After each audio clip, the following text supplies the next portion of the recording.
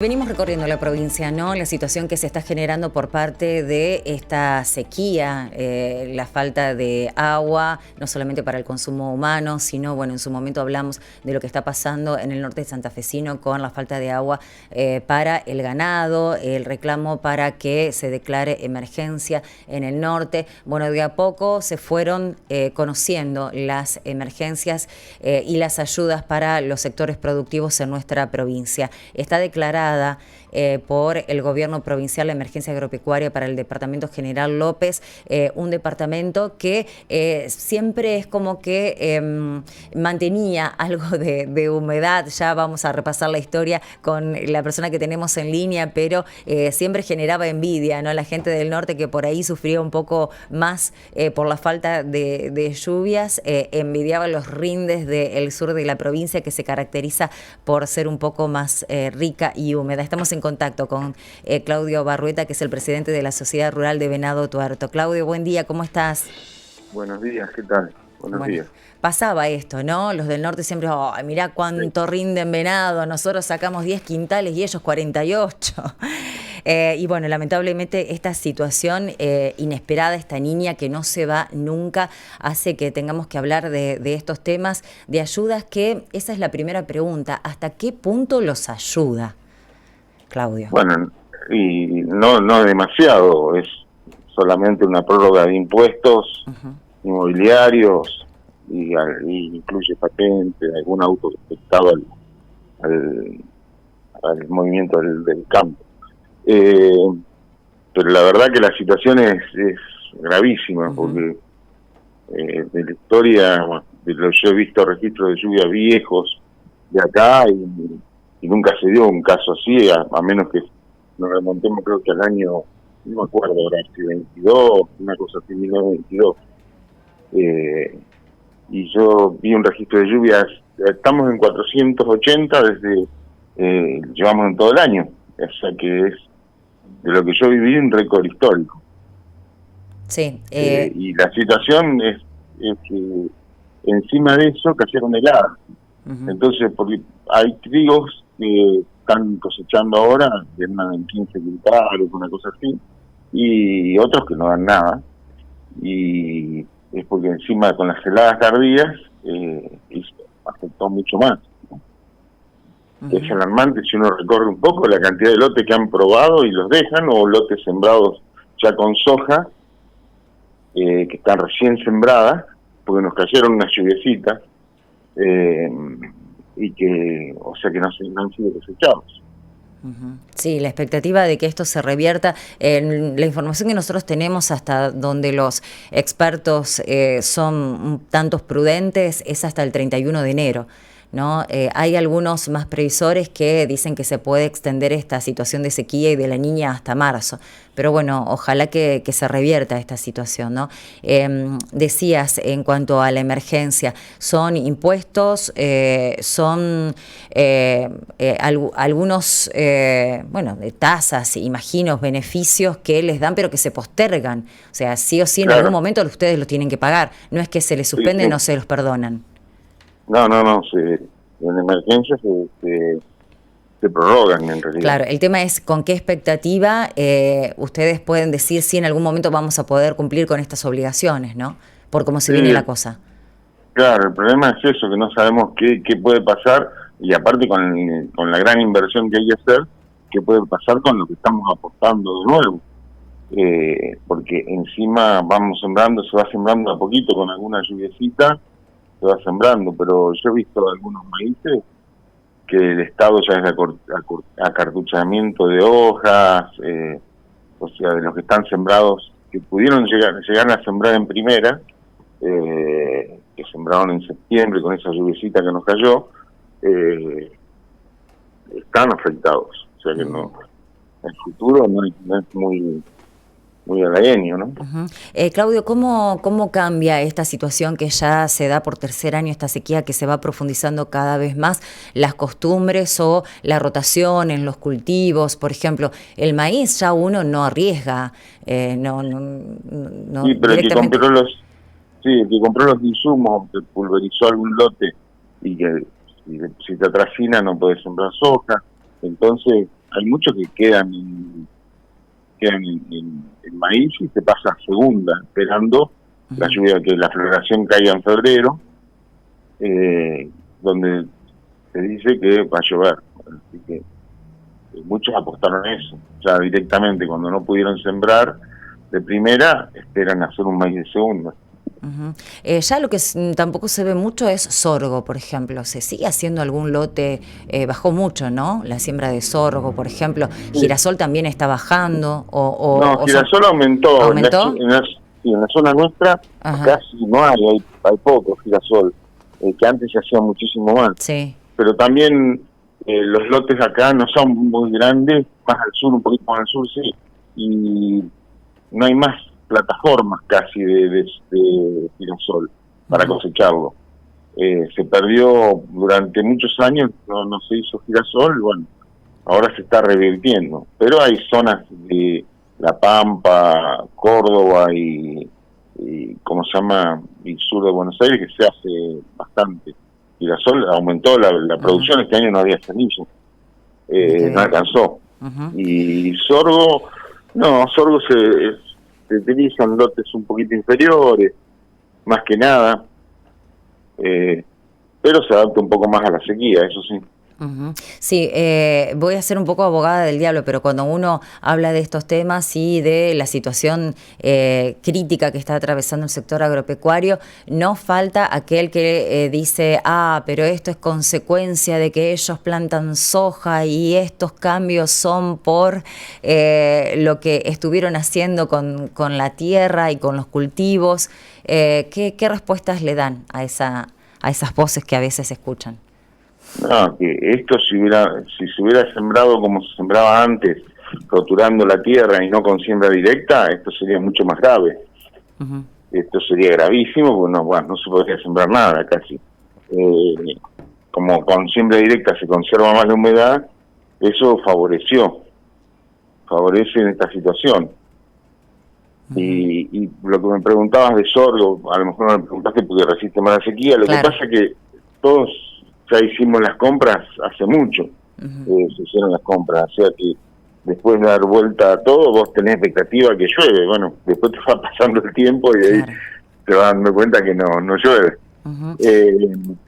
Pero y por el tema de cultivos, se venía haciendo una rotación normal. Este año va a haber muchos lotes que iban destinados a maíz, que pasan a soja porque consume menos humedad.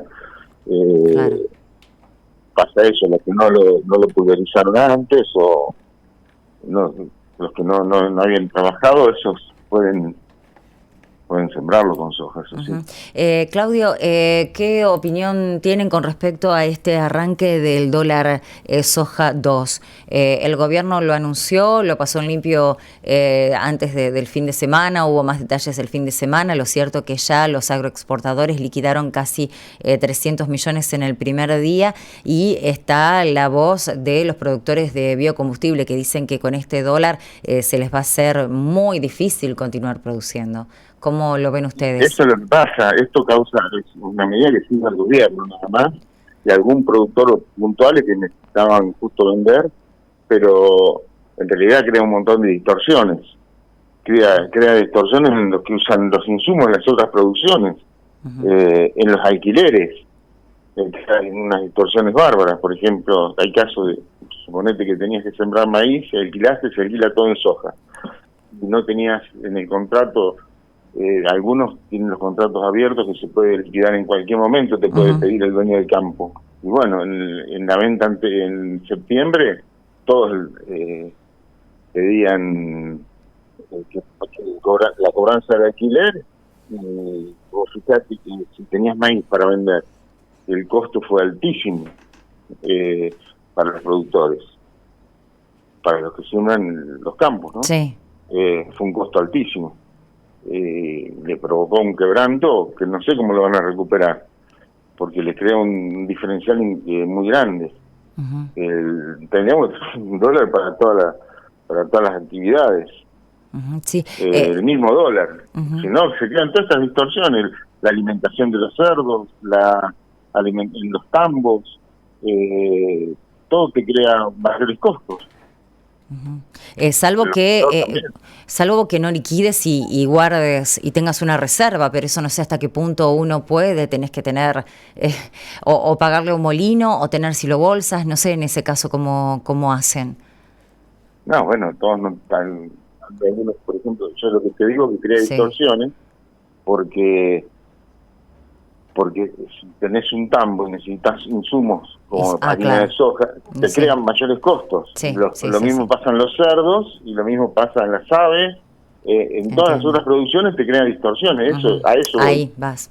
Sí. Y lo que quería preguntarte, ya que lo planteaste y se me generó la duda con esto del dólar soja y también los bajos rindes, es cómo se acuerda, cómo se logra un contrato con alguien que te alquila un campo o para alquilar un campo con esta situación y estos precios tan fluctuantes, o sea, y sin saber cuál va a ser los quintales que vas a tener. ¿Cómo se está haciendo hoy? No, esto es una experiencia nueva, nunca hubo dólar soja, entonces no estaban preparados. Hay muchos que, por ejemplo, pagan por mes, pagan por trimestre los alquileres, otros está abierto y como siempre te reservás la cantidad de cereal para pagar los alquileres, y que algunos lo dejan abierto, y bueno, pero nunca pasó esto de un dólar soja, un dólar de limón, vamos a poner. Y hay producciones que ni tendrían que tener un dólar, tendrían que tener el dólar libre, por ejemplo, la lana, que se están fundiendo todos los del sur que tienen ovinos. La lana tiene un dólar de 160 y pico, el dólar oficial, y bueno, no se consume acá en el país. Eso tendría que estar al dólar libre, directamente. Así un montón de cosas. Pero bueno, es la forma que tiene el gobierno de recaudar más plata, ¿no? Sí. Es una transferencia de los sectores productivos hacia el gobierno. Bueno, Claudio, ¿cuáles son los pronósticos? ¿Qué es lo que esperan? ¿Qué es lo que van a hacer en los próximos meses? Sí, lo que esperamos es que llueva, más que nada, y que... Para que vos viste que se va corriendo, te dicen precipitaciones y posibilidad de 38, y te baja la probabilidad a 22, y de 6 milímetros te baja a 2.4. Es una cosa... es una cosa de loco. Bueno, no les queda otra que seguir intentando. Sí, porque por el lado del gobierno no vemos ningún cambio.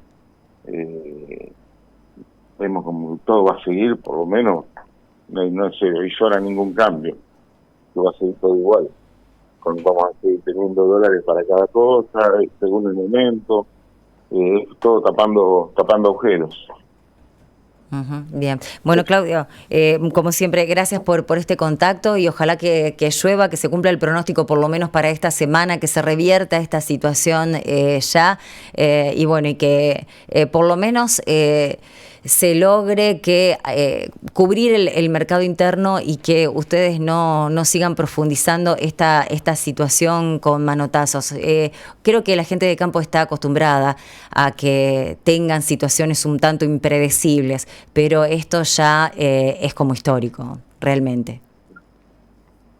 Ya, pero superan todas las expectativas. Tal cual. Claudio, muchas gracias. No, muchas gracias a ustedes.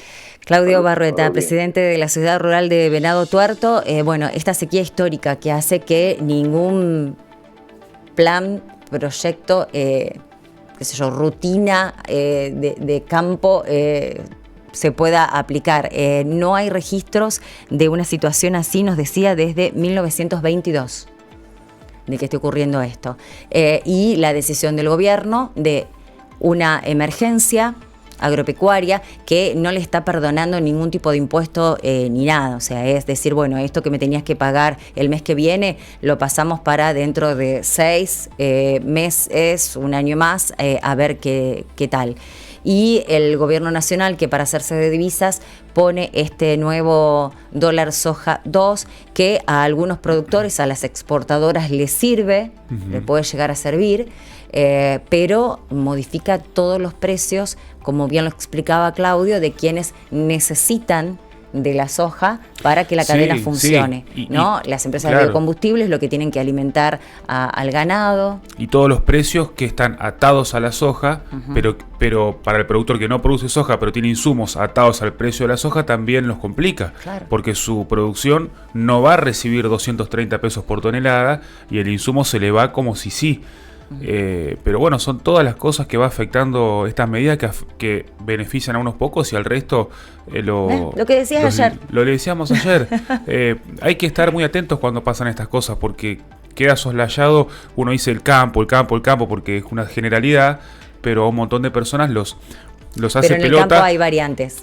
Hay un montón de matices, porque, a ver, el que especula porque guarda a ver si le dan más pesos por tonelada, es el que tiene una producción enorme o el que compra para exportar. El productor que vive, entre comillas, al día y liquida cuando tiene que liquidar porque tiene que pagar alquiler, pagar sueldos, pagar insumos. Hay un montón de realidades que se ven afectadas en esta situación.